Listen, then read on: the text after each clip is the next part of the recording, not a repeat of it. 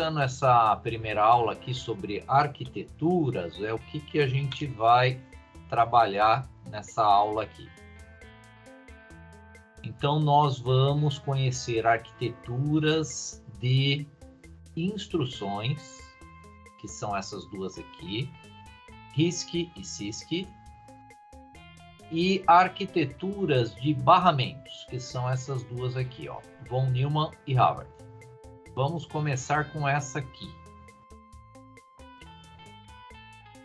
Então, falando da arquitetura de barramentos, von Neumann e Havard, vamos falar um pouquinho de barramento, né? Então, um barramento, também conhecido do inglês por bus, né? No inglês, bus, no inglês técnico, né? Bus é barramento.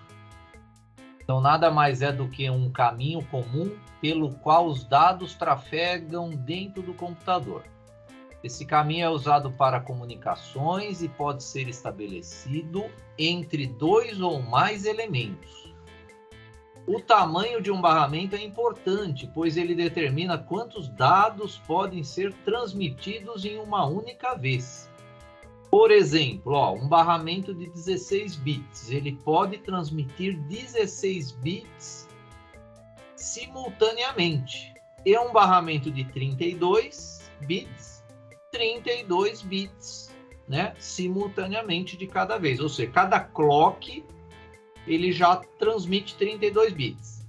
Então, o barramento ele tem uma ligação com o desempenho, né, do sistema de comunicação. Por quê? Quanto mais vias que você tem de barramento, mais informação você consegue transmitir. E quando a gente fala que o nosso microcontrolador é de 8 bits, significa que o barramento dele é de 8. Um sistema embarcado, um microcontrolador de 16 bits, significa que os barramentos de comunicação internos dele são de 16, de 32 e assim por diante. Os computadores também têm essa característica. Então, nós temos as plataformas PCs x86, né? A plataforma x86 é uma plataforma de 32 bits. Quando a gente instala um programa no computador, dependendo do instalador, ele não identifica que plataforma que é esse PC. Então, você precisa escolher, né, o instalador de um determinado programa para x86 ou o x64. O x64 é o de 64 bits. Né? Então, hoje em dia, se vocês compram um computador, provavelmente ele vai ter barramentos lá de 64 bits, né? No mínimo. Então, ilustrando aí um barramento, eu tenho lá dentro do microcontrolador a CPU, né? Então, vocês aprenderam aula passada que dentro, quando a gente fala de microcontrolador, eu tenho lá em um único encapsulamento ou em um circuito integrado uma CPU, e essa CPU, ela se comunica, nesse exemplo, com a memória RAM. Mas não é só com a memória RAM. A CPU ela vai ter um barramento, e esse barramento vai ser compartilhado com todos os periféricos dentro daquele encapsulamento. Então, a comunicação por barramento, ela é interna. Né? Então, hoje em dia, uma comunicação remota, a gente já não usa barramentos mais. Né? Então, antigamente, os computadores tinham aquela conexão de nome Centronics, que é uma comunicação paralela, que era usada para impressoras, para scanners. Então, tinha um cabo lá grosso, né? Um conector também, que era usado para você espetar lá no computador com scanner ou impressora. E aí você tinha uma comunicação paralela lá. Por que paralela? Porque scanner, impressora exige muitos dados, né, de informação para gerar uma imagem, no caso da impressora, ou para o scanner digitalizar a imagem e enviar para o computador. Então, esse barramento paralelo, ele funciona muito bem dentro do circuito integrado.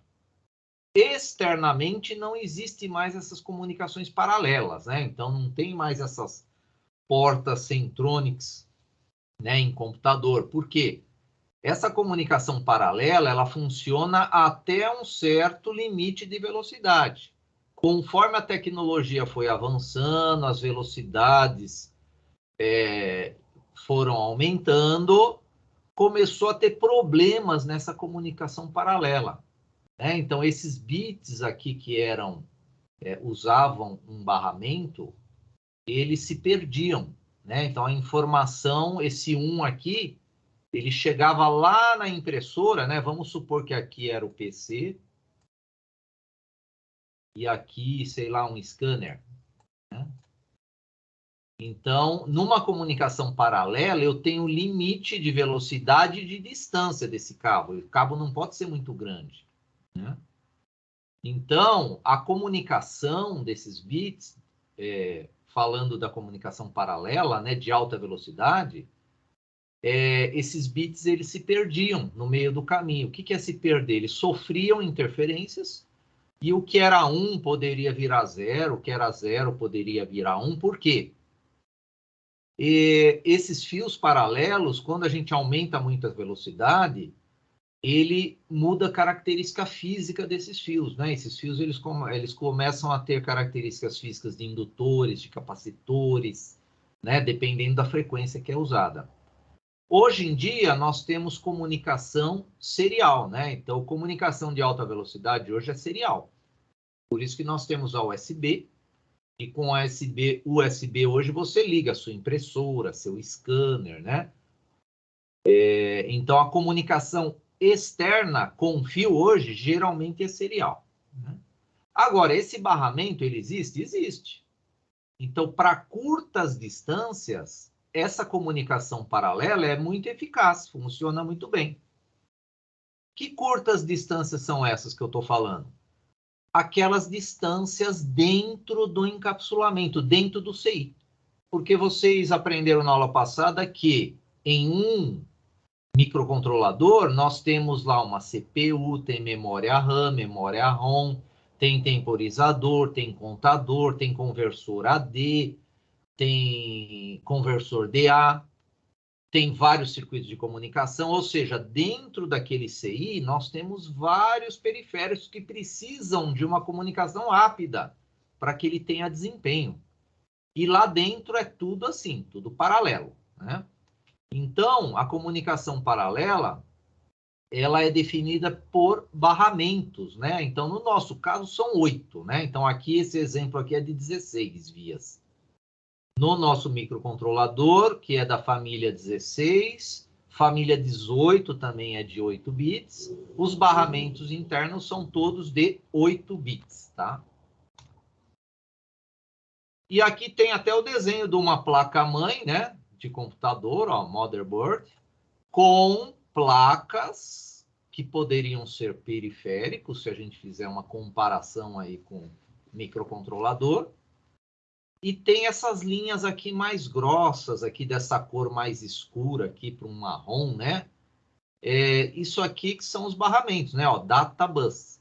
Então, o data bus, vamos supor que esse data bus seja de 8 bits, então eu teria comunicações de 8 bits por vez. E os barramentos, observem que eles são compartilhados. Olhem essas 3 placas. As 3 placas são ligadas no mesmo barramento. Tem a CPU, ó, e de um lado tem memória RAM, temos uma hierarquia aqui de memória cache, e do lado esquerdo aqui tem memória ROM. Tudo ligado por barramento. E hoje a gente vai falar, inclusive, dessa ligação da CPU com a memória RAM e com a memória ROM. São as características dessas arquiteturas, né? Von Neumann e Harvard. Então, eu acho que deu para esclarecer um pouquinho, né? Formalizar um pouquinho aí esse conceito de barramento. Agora vamos falar do Von Neumann. Então, ele foi um matemático, né? E ele que começou a estudar arquiteturas para processamento de informações.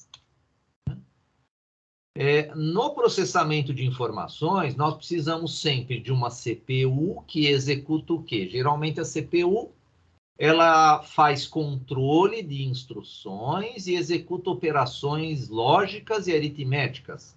Operações lógicas são as 3 funções booleanas básicas que vocês já aprenderam nas aulas digitais. Função AND, OR e NOT. Operações matemáticas, soma e subtração, apenas. Né? Então, também nas aulas digitais, vocês aprenderam circuitos de soma e de subtração. Digitais. Então, na arquitetura von Neumann, os barramentos de dados e endereços são compartilhados entre memórias de programas e memórias de dados na comunicação da CPU. Ah, mas por que eu tenho barramento de dados e endereço? Porque a CPU está conversando com as memórias. E memória, ela tem o barramento dos dados e o barramento do endereço. O endereço é a localidade que está armazenado um dado. No nosso caso de 8 bits, em cada endereço eu tenho 8 bits armazenados. Né? Então, a estrutura de memória, ela trabalha com esses 2 barramentos. Porque eu preciso colocar um endereço e depois eu acesso os dados que eu tenho nesse endereço. Tanto no quesito de gravar um dado nesse endereço, quanto no quesito de ler esse dado aí. Então, nesse tipo de arquitetura, quando a CPU está acessando a memória de programa, não pode acessar a memória de dados. E outra, todo processamento, né? Então, se ele vai ser baseado com uma CPU, que faz as operações lógicas e aritméticas, e 2 memórias. Para ter processamento, eu preciso desses 3 blocos aqui. CPU, uma memória do tipo RAM e uma memória do tipo ROM.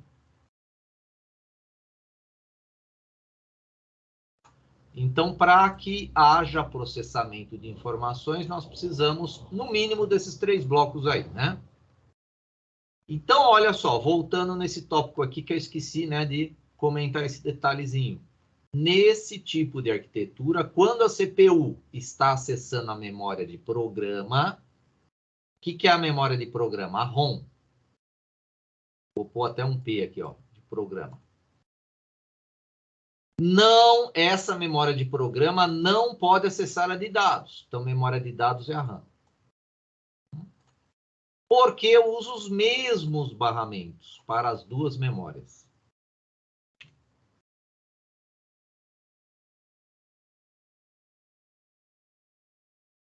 Então, olha só.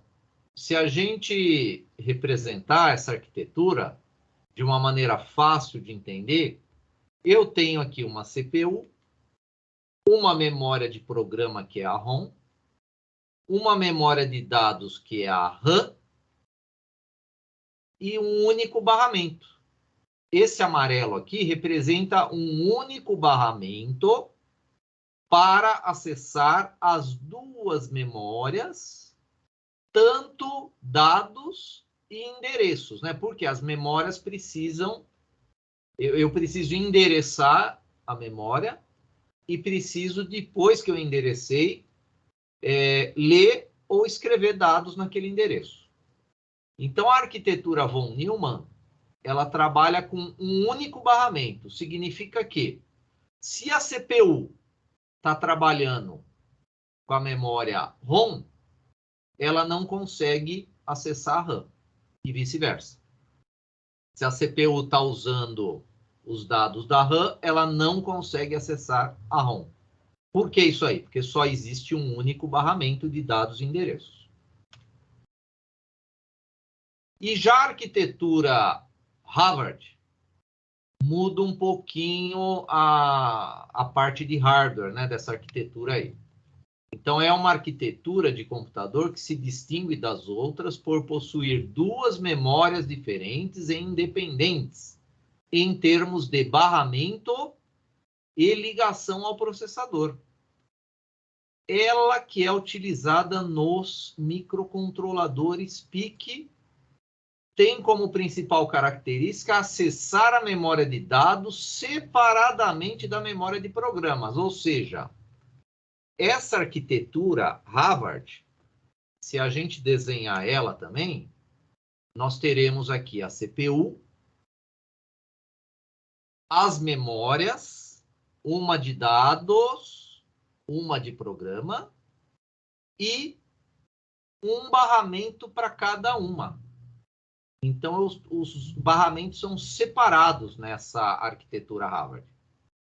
Isso aí faz com que a CPU ela está solicitando instruções da ROM e manipulando dados da RAM separadamente, porque eu não uso agora um único barramento. Né? Então, a arquitetura Harvard tem essa característica e ela é usada nos microcontroladores PIC. Então, aqui tem um resumo geral. Von Neumann, olha aqui. Von Neumann, nós temos aqui as memórias, tanto de dados quanto de programas. E um único barramento para acessar elas. Então, a CPU tem que esperar. Se ela quer dado, ela acessa a memória de dados e aguarda, né, depois que terminar o acesso à memória de dados, aí que ela pode acessar programa. Já na arquitetura Harvard, eu tenho a CPU no meio, uma memória de um lado, uma de outro, então ela consegue acessar os dados separadamente da memória de programas e da memória de dados. E aqui tem um detalhe de barramentos, né, de 8 bits para dados. Aqui também, né, tem o detalhe aqui do barramento de 8 bits para dados. A memória de programa, ela tem uma característica que mais para frente a gente vai analisar com detalhes, em outras aulas, não na de hoje, que ela trabalha com barramentos de 14, 16 bits, porque ela tem uns sinais de controle a mais. E agora nós vamos falar um pouquinho da arquitetura de instruções, né? Então, quando a gente fala de RISC e CISC, são características de instruções. O que são as instruções, né? Então, as instruções também recebem o nome do inglês, né? Instruction set. São as operações que um processador, ou microprocessador, ou microcontrolador, ou CPU, ou outros periféricos, que são programáveis, suportam. Fornecem ou disponibilizam para o programador os mnemônicos, que são os códigos de máquina, com a finalidade de facilitar o acesso ao componente, o acesso ao processamento. Então, quando a gente fala de instruções, as instruções elas já vêm prontas com o fabricante. O fabricante do processador, que fica dentro do microcontrolador, ele já fabrica o processador com as instruções definidas no datasheet. E essas instruções trabalham em linguagem de máquina através dos mnemônicos. Então, eu tenho que fazer programações com o conjunto de instruções que foram definidas pelo fabricante. No caso do PIC da família 16, que a gente vai trabalhar, que é o 16F877A, nós temos 35 instruções. E com essas 35 instruções, nós criamos qualquer tipo de projeto industrial. Né? Ah, mas eu quero fazer conta. Dá, tem instruções lá para fazer conta também. Né? Mas que instruções a nível de máquina que nós temos para fazer conta? Soma e subtração. Ah, mas com soma e subtração, um exemplo agora, né? Com soma e subtração, eu consigo fazer multiplicação porque não existe no PIC instrução para fazer multiplicação. Mas com a soma eu não consigo multiplicar? Consigo, né? Então, com somas sucessivas, nós realizamos multiplicações. Com subtrações sucessivas, nós realizamos divisões. Né? Então, às vezes, parece que 35 instruções são poucas, mas são as instruções básicas que a gente precisa para implementar os nossos projetos. Né? Isso falando a nível de máquina, porque quem vai trabalhar com essas instruções, quando a gente usa linguagem de alto nível, que é o nosso caso, né? Então, nós vamos trabalhar com compiladores e linguagens de alto nível. Quem sabe trabalhar com essas instruções são os compiladores, né? Então, os compiladores que estão programados para trabalhar com essas instruções. Que nem se você lá no seu código colocar uma ação de multiplicação, é o compilador que vai ter que criar essa rotina aí de somar, né, para chegar no resultado da multiplicação. E as instruções, elas são realizadas por circuitos digitais. Então, são circuitos digitais que executam as instruções. No PIC são 4. Para terminar uma instrução, o microcontrolador precisa de 4 ciclos de clock. Ou seja, ele passa por 4 circuitos digitais, que está lá dentro da CPU, que é o que o fabricante constrói. Né? Então, o fabricante que determina esses circuitos que geram as ações das instruções. E, geralmente, tem lá a busca, né? Então, para que uma instrução seja executada completamente nesses circuitos, geralmente tem um circuito que busca a instrução na memória, tem um circuito que interpreta, tem um circuito que executa, né? E aí ele volta, né? E vai para a próxima e faz as mesmas etapas aqui, né? Então, esse fluxograma ele só está representando algumas ações que têm que ser realizadas para a instrução ficar pronta, a instrução que foi determinada. Que outros tipos de instruções nós temos fora soma e subtração? Tem a parte booleana, né? AND, OR, NOT, tem lógica XOR, tem a parte de movimentação de dados, né, que geralmente é move, tem a parte de setar bit, de resetar bit, né? Tem uma instrução que é NOP, no operation, ela não faz nada, ela só gasta tempo, né? Ela é usada para criar delays no código, né?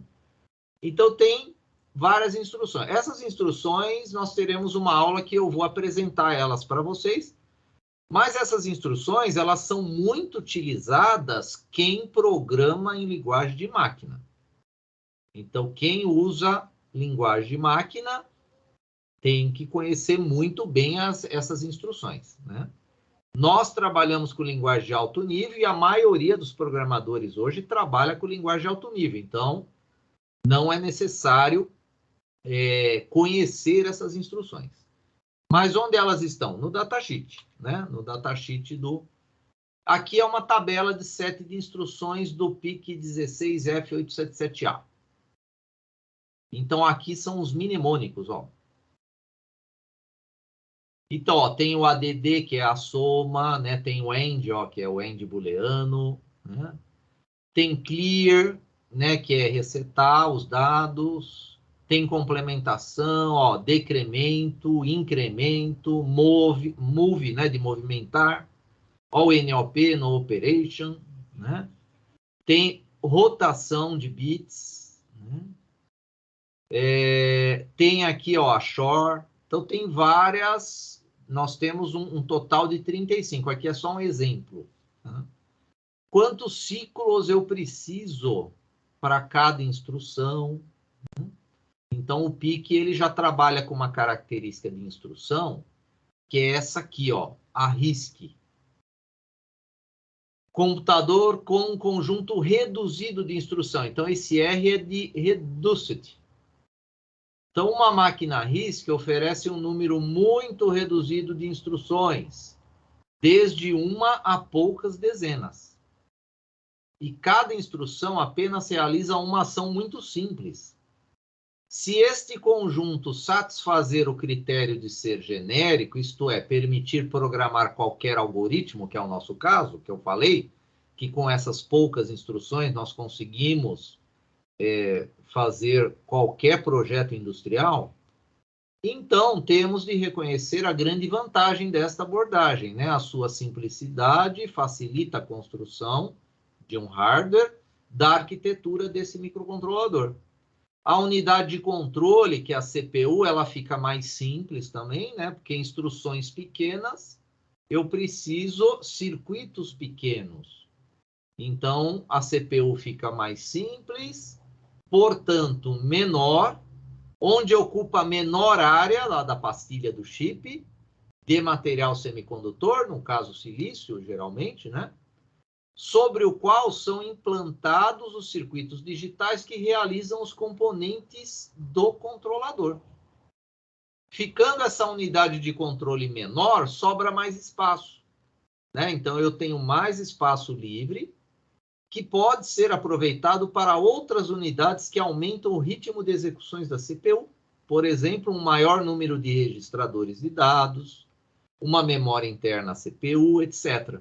Sobrou mais espaço, eu crio mais, sei lá, memória, mais periféricos, né? E assim por diante. Então, o PIC, ele usa um conjunto reduzido de instruções, tá? O RISC. E o PIC, ele trabalha com barramento Harvard e com um conjunto reduzido de instruções, RISC. Né?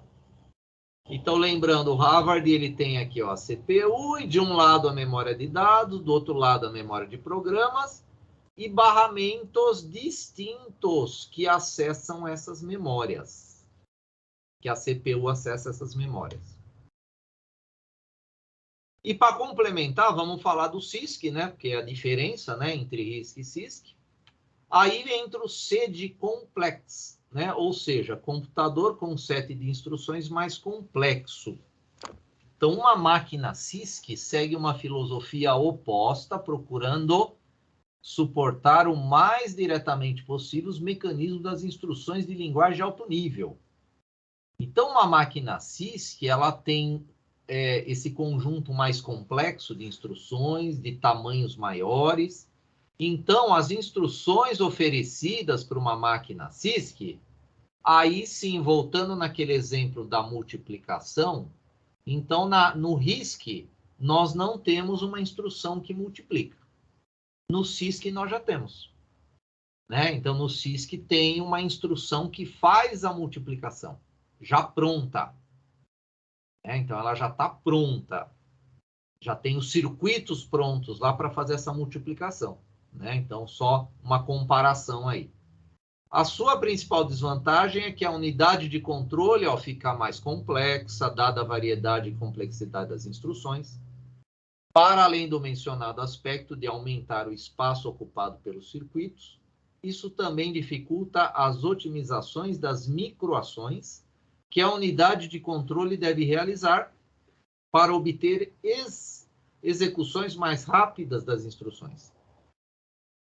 Por exemplo, no modelo CISC, dada a grande variedade de instruções, estas têm formatos variáveis, né? Então, tem uma variedade grande de instruções. Então, ela possui formatos variáveis que mudam o tamanho, né, dela, desde 1 a 6 bytes. Então, qual é a vantagem da máquina CISC?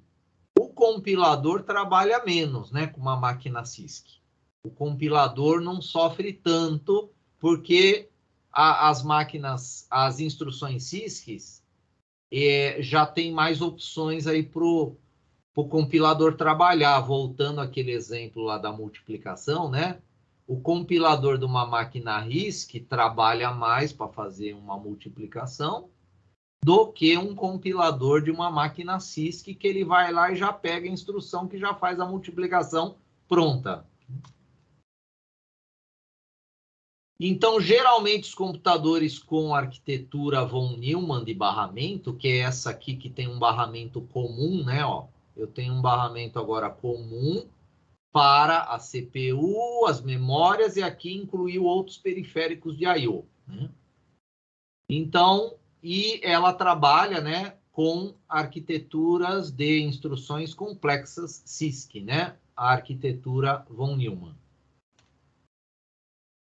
Agora, uma tabelinha comparando, né, RISC com CISC, né? Então, lembrando que RISC reduzido, CISC complexo. Então, RISC instruções simples, né? Poucos ciclos. O CISC instruções complexas, vários ciclos. O RISC tem o uso intensivo do pipeline. O pipeline é uma tecnologia de usar aqueles dois barramentos Harvard simultaneamente. Ou seja, enquanto você está buscando uma instrução, ele já está executando uma outra.